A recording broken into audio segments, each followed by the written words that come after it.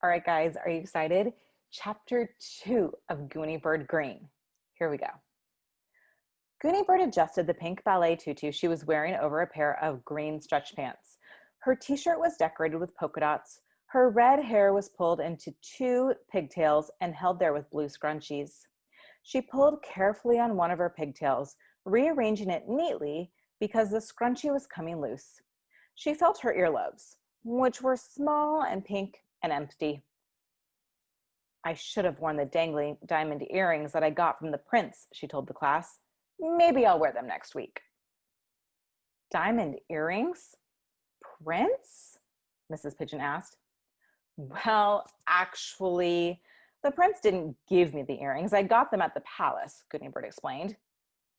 Why were you at the palace? Well, first I was in jail and then, Gooney Bird interrupted herself.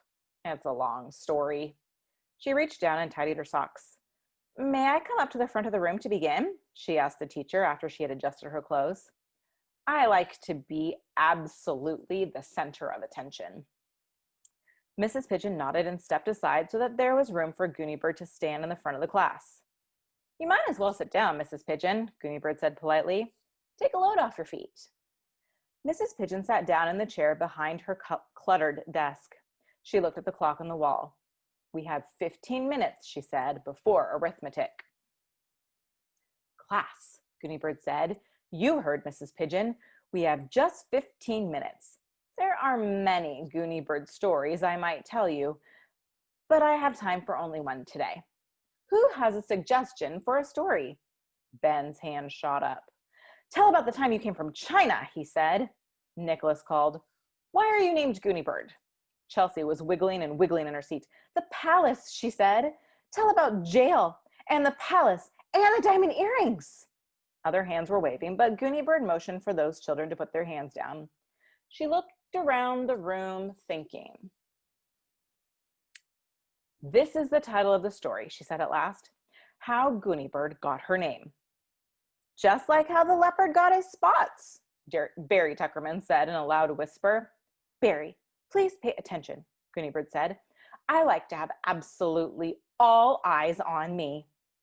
Then, when the class was silent, and all eyes, except those of Felicia Ann, who always looked at the floor, were on her, she began. How Gooney Bird got her name. Once upon a time, 8 years ago, a man and a woman named Mr. and Mrs. Greene, that's Greene with a silent E at the end, discovered they were expecting a baby girl. The man's name was Gordon Greene, and his wife was Barbara Greene. They decided to name their baby girl with their initials, G for Gordon and B for Barbara. They thought of many different names. Gail Beth, said Mrs. Greene. She liked short names. Gwendolyn Belinda, said Mr. Greene. He liked long names. They discussed and discussed. They never argued or fought, but they had many discussions. Once in the middle of the night, Mrs. Greene woke up. She had had a dream about a name. She nudged Mr. Greene until he woke up a little bit. Then she said, Georgina Babette. No, he said, and went back to sleep. One night, Mr. Greene woke up, nudged his wife, and told her that he had had a dream. Gazpacho banana, he said. That was a nightmare you had, his wife said.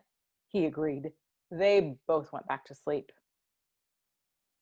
Finally, because they could not make up their minds about a name, they decided that they would wait until the baby girl was born.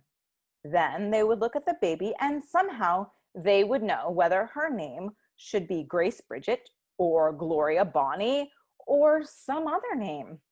They waited and they waited for the baby's birth. It takes many months, as you know. Gooney Bird paused in her story. She could see that many of the children wanted to wave their hands in the air and say things. Class, she said, any comments so far? Any questions? We have 9 minutes left, Mrs. Pigeon reminded them, before arithmetic.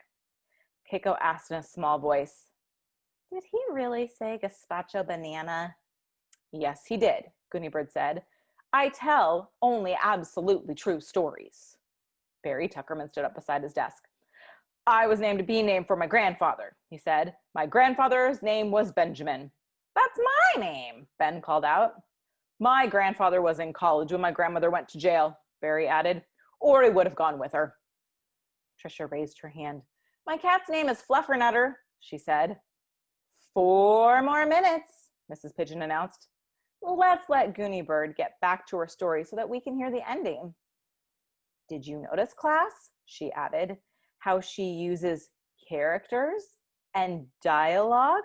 And her story is full of suspense. It's a cliffhanger, isn't it? What a good storyteller Gooney Bird is.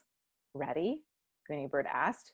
Ready, shouted the class, all but Felicia Ann, who never shouted. Okay, here comes the ending. Finally, one spring morning, the baby girl was born. She weighed 6 pounds and 14 ounces. She had red hair. Look, said her mother. She wiggles her head around looking for food when she's hungry. Isn't that cute? It reminds me of something, but I forget what. Her father peered down at the new baby in his wife's arms. He smiled. She has very big feet. Isn't that cute? It reminds me of something, but I forget what. Mr. and Mrs. Greene looked at their sweet baby. They thought and thought. It's coming back to me, Mr. Greene said at last. Do you remember when we went on that bird watching trip to various islands in the Pacific Ocean and we saw all kinds of marine birds? That's it, his wife said. She looks very much like one of those birds. But which one? Let's get out our photograph album from that trip, Mr. Greene said. Together, they turned the pages of the album. Double-crested cormorant? Mrs. Greene said. They looked at the baby. No, she didn't look like a double-crested cormorant. Red-necked grebe? Mr. Greene suggested. They looked at the baby again. She does have a red neck, Mr. Greene said.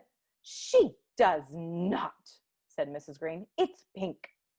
They turned the pages some more. Suddenly, they both said, oh. Very carefully, they looked at the photograph. Then very carefully, they looked at the baby. Big feet, Mr. Greene said, just like our babies. A head that bobs around, Mrs. Greene said, just like our babies. That's the one, they agreed. They read the label under the photograph. Laysan albatross, the label said. I don't think Laysan albatross Greene is a very pretty name for a baby girl, Mrs. Greene said sadly.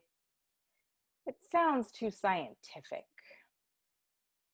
I agree, Mr. Greene said, but look at the small print.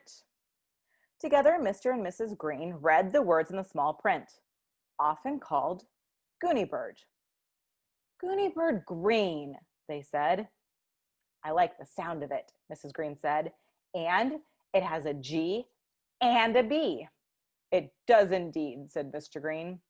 So they decided to name their new baby girl Gooney Bird Greene. Then everyone, including a doctor, a midwife, and a cleaning lady, hugged and kissed and did a Viennese waltz together. The end. What a lovely story, Mrs. Pigeon said. And it gives us a chance to do some science research. We will look up Laysan albatross in the encyclopedia. Thank you, Gooney Bird. You may take your seat now, and we'll turn to our arithmetic. Wait! Beanie's hand was waving in the air. Yes, Beanie? Mrs. Pigeon asked. What's wrong? I want to hear about the diamond earrings in the palace. That's a different story, Gooney Bird said. She was walking back to her desk. Tell it! The children called. Barry Tuckerman jumped up and stood beside his desk. I want to hear how Gooney Bird came from China, he said. I came on a flying carpet, Gooney Bird said. But that's a different story too. She adjusted her pink tutu and sat down. Tell it, the children called. Mrs. Pigeon laughed. I'm sure Gooney Bird was just joking about the prince and the palace and the diamond earrings, she said. And the flying carpet too. Gooney Bird had already opened her arithmetic book. She looked up in surprise. No, she said. I wasn't joking. I tell only absolutely true stories.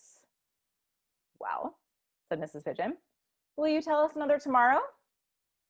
Of course, said Gooney Bird. And that's the end of chapter 2. We'll have to wait and see what chapter 3 brings to hear another Gooney Bird story.